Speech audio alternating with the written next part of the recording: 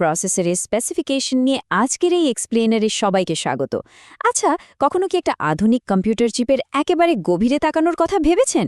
ভাবুন তো, একটা সুপার ম্যাক্রো লেন্স দিয়ে আমরা প্রসেসরের ভেতরে দেখছি। চারদিকে নীল আর নিয়ন কমলা রঙের আলোতে জ্বলজ্বল করছে অসংখ্য সার্কিট আর পাথওয়ে। প্রচণ্ড গতি আর চরম শক্তির এক অবিশ্বাস্য জগৎ। তো চলুন, কথা না বাড়িয়ে সরাসরি ঢুকে পড়ি এই মাইক্রোস্কোপিক দুনিয়ায় আর কম্পিউটারের স্পিডের আসল রহস্যটা উন্মোচন করি। এখন প্রশ্ন হল, আমাদের দৈনন্দিন জীবনের এই আধুনিক কম্পিউটারগুলোকে আসলে কোন জিনিসটি এত শক্তি যোগায়? একটা যন্ত্রের আসল স্পিড বা গতি ঠিক কোথা থেকে আসে? এই ব্যাপারটা বুঝতে হলে আমাদের প্রসেসরের একেবারে কোর আর্কিটেকচারে নজর দিতে হবে। আর সেখানেই উঠে আসে দুটো খুব ক্রিটিক্যাল টার্ম, কোর এবং জেনারেশন।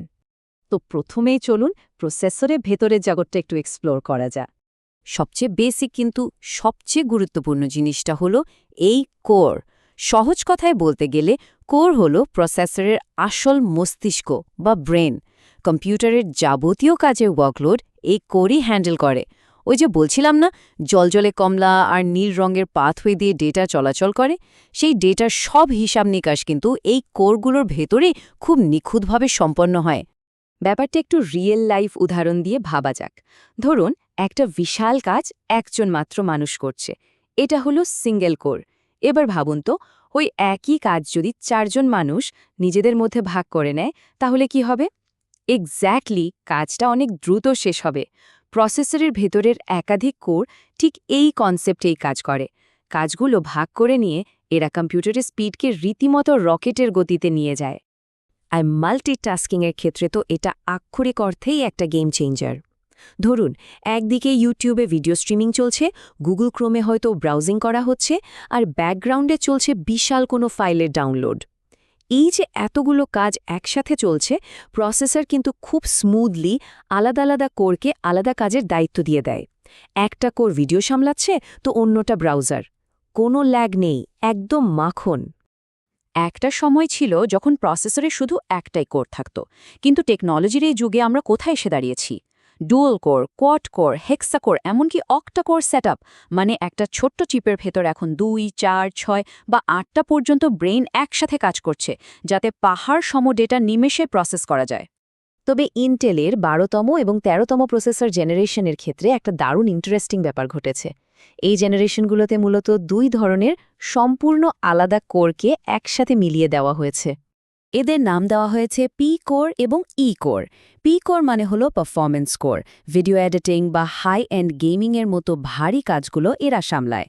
অন্যদিকে ই কোর বা এফিসিয়েন্সি কোরগুলো ব্যাকগ্রাউন্ডের সাধারণ হালকা কাজগুলো করে, যাতে ব্যাটারির পাওয়ার অনেকক্ষণ সেভ করা যায়। বুঝতেই পারছেন, এটা একটা অসাধারণ ইঞ্জিনিয়ারিং মাস্টারস্ট্রোক। কোর নিয়ে তো অনেক কথা হলো। এবার চলুন আমাদের দ্বিতীয় টপিক, জেনারেশন বা প্রযুক্তির বিবর্তনের দিকে এগোনো যাক। জেনারেশন শব্দটা দিয়ে মূলত প্রসেসরের ভার্সন বা বয়স বোঝানো হয়। ইন্টেল প্রতি বছরই তাদের প্রসেসরগুলোতে নতুন আপগ্রেড নিয়ে আসে। জেনারেশন যত আপডেট হয়, প্রসেসরের ভেতরে ট্রানজিস্টরগুলো তত ছোট আর নিখুঁত হতে থাকে।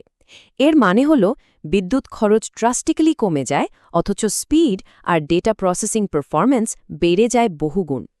শুধু স্পিড না, নতুন জেনারেশনের সবচেয়ে বড় সুবিধে হল এরা লেটেস্ট টেকনোলজির দরজা খুলে দেয়। একদম blazing fast DDR5 RAM, high speed Gen 4 SSD storage কিংবা অত্যাধুনিক ওয়াইফাই স্ট্যান্ডার্ড, এই সব কিছুর সাপোর্ট পেতে হলে কিন্তু লেটেস্ট জেনারেশনের প্রসেসরের কোনো বিকল্প নেই। ব্যাপারটা আরেকটু সহজে বোঝার জন্য স্মার্টফোনের কথা ভাবা যেতে পারে। ধরুন, আইফোন 14 আর আইফোন 15। বাইরে থেকে দেখতে হয়তো প্রায় একই রকম লাগে, তাই না? কিন্তু ভেতরের চিপ আর ক্যামেরায় যে বিশাল আপগ্রেড থাকে, সেটা কিন্তু একটা বড় ফ্যাক্টর। প্রসেসরের জেনারেশনও ঠিক এভাবেই কাজ করে। বাহ্যিক আকার একই থাকলেও ভেতরের প্রযুক্তিতে রীতিমতো একটা বিশাল লাফ দেখা যায়। এই পর্যায়ে এসে সবচেয়ে বড় প্রশ্নটার সামনে চলে আসে, কোর বনাম জেনারেশন। একটা মাইক্রোচিপের চরম ক্ষমতা মাপার সময় আমরা আসলে কোনটাকে বেশি গুরুত্ব দেব?